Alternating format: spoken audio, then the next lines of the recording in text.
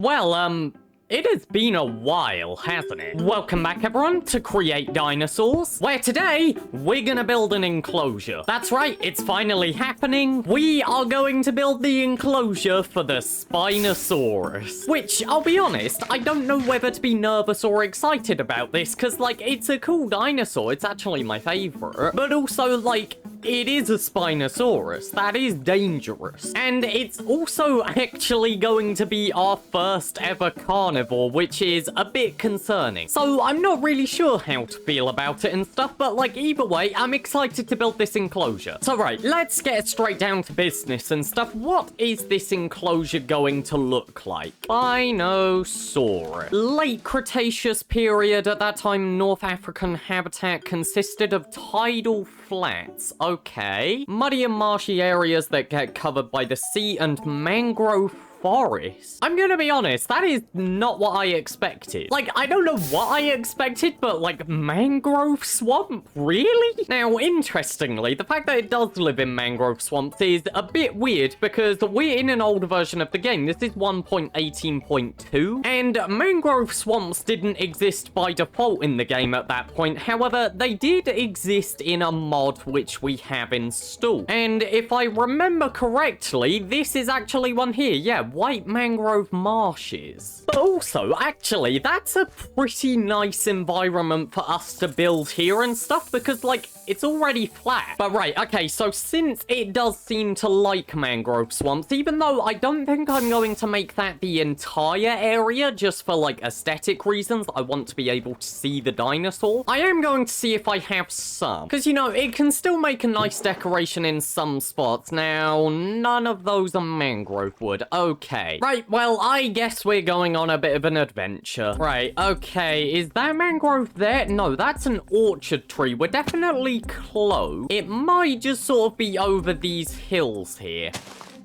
And it looks like I was correct. Here we go. Now, right, I'm going to make the assumption that these generate differently to the ones that are in the base game and stuff, because of course they're part of their own mod. And yep, you just destroy them to get their sapling. And I'm not exactly sure how many I should pick up, although maybe 5 is good enough. Oh, wait, and hold on. Is this like mud or something? Whoa, that is Instamine. Oh, it's peat. Okay. You know what? Seeing as this is Instamineable, I might as well get some of this as well. And I could grab some of the moss. However, I'm pretty sure I've already got moss back at my base. Oh, but the lily pads are probably worth taking. Okay, so that's everything we should need. Let's go back home. Right. Okay, so we have a decent idea of what the enclosure might have in it. We have quite a few of the resources which are probably going to go quite well in the build, and in fact, we've also got this thing which might work quite well. I think the one last thing which needs to be decided is what is the actual shape of the enclosure going to be? Because I mean, like, I can't just say, oh, it's everything like from this path off that way, because there's nothing actually closing it in. So what I am wondering is obviously definitely this field and stuff. We're going to give it a decent bit of water as well, because, you know, the Spinosaurus liked water. That's kind of why it's got a sail on its back. However, I'm wondering if I should also bring it over a little bit just into this sort of feel. I'm not entirely sure. I'm just wondering if, like, maybe bring it a little bit around here or something, because then I can also wrap it around that island. And honestly, the island is probably a fairly cool place to include in the enclosure, and it adds a nice convenient point for me to send a path off of this bit here. So I think, yeah, we're basically gonna have all of this field, this whole section here, and like a little bit just sort of off the edge of this whole enclosure here. However, you might have noticed when I was highlighting that area, I missed out a very significant area right here. And that is because, first of all, the Spinosaurus is a significant animal. You know, it's one of the apex predators in the mod, and also it's kind of the dinosaur that we've decided is the signature dinosaur of our park. And a bit like how the Mosasaurus has a lot more dedicated to it here with like the viewing stands and the cool gates and stuff, I think I would like to dedicate an actual building to the Spinosaurus. This is also just because this is supposed to be Main Street, and Main Street was originally intended to have a lot more buildings, and you know, currently there's nothing. So I am thinking I want to put a building right here that is actually like dedicated to the Mosasaurus, and we can put a bunch of information about it and stuff, get some of the skeletons, probably with a fairly similar design to our restaurant around here. You know, this sort of curved look with the wood overhanging and like the sloped roof and stuff, I really like the look of this. And I think if I do that on a much larger scale overlooking the Spinosaurus enclosure, that could look really cool. You know, like sort of a quarter of a circle or something, taking up an area here with a massive glass wall. Is any of this idea making sense? I have no idea if it is, but anyway, so we have everything we need. Like, we've got a plan, we've got the resources, we know what this is supposed to look like. How about we just get to building this? I think starting with where the terrain is going to go. Right, let's go.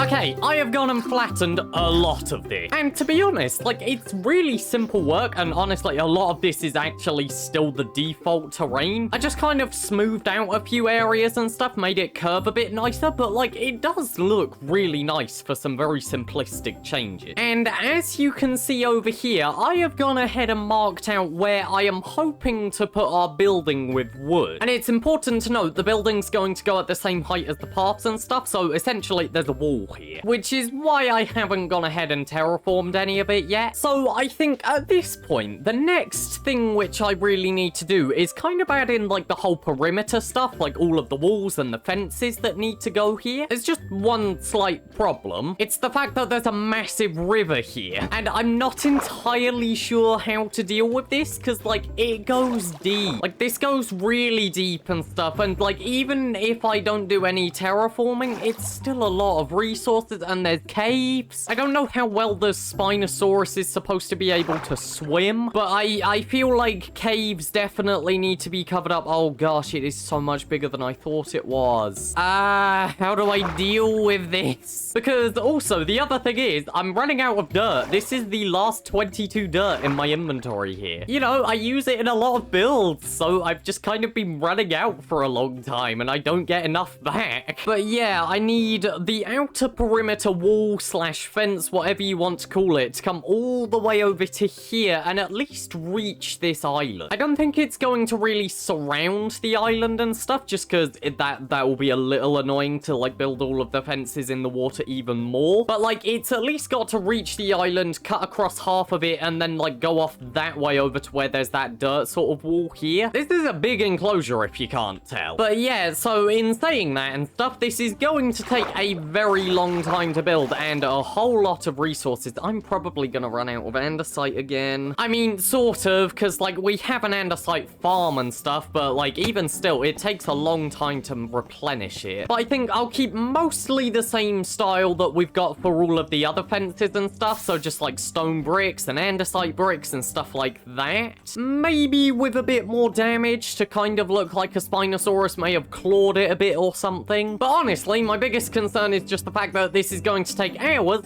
and a lot of resources. So yeah, I guess let's just get to building that now.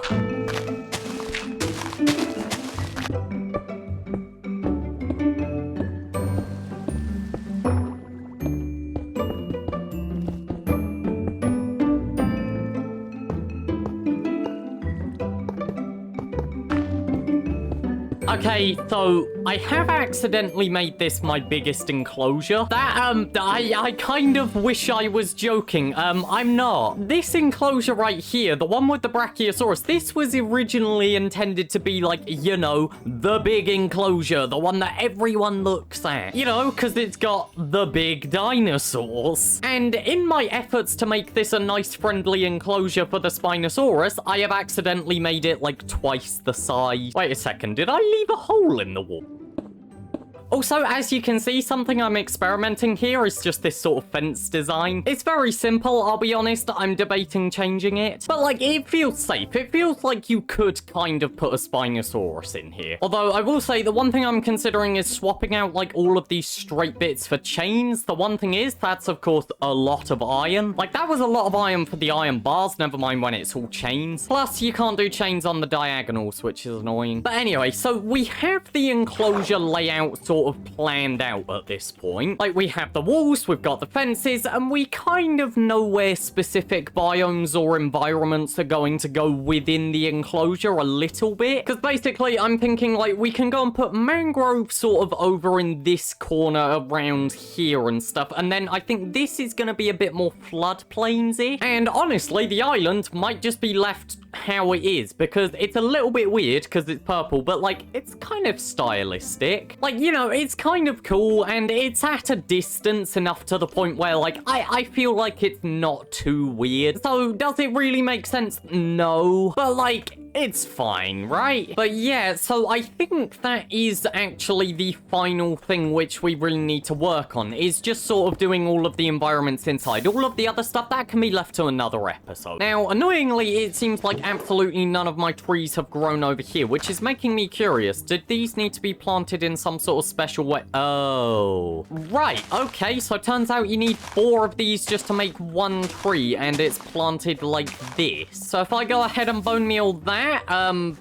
there we go. And that didn't get us enough saplings. Really? Great. We got 1 mangrove sapling from that. So I literally can't plant the tree which I need for this build. But yeah, I think what I need to do and stuff, basically, I'm going to make the mangrove swamp area over there, and I'm kind of going to use this sort of coarse dirt left over from the previous enclosure as a bit of blending, because over here, it can sort of just be left as like some nice floodplain. And yeah, over there, we're going to need to mess around a little bit with some of the new blocks and stuff. What was it? Peat that we found earlier? Yeah, peat. So I think this in combination with stuff like coarse dirt and maybe a few other blocks and stuff, it'll look quite nice. And hopefully with the mangrove trees planted over there, it will look really cool, and then we can do some nice blending into the other biomes. So right, for the final time this episode, let's get to work. After I go and get some more saplings.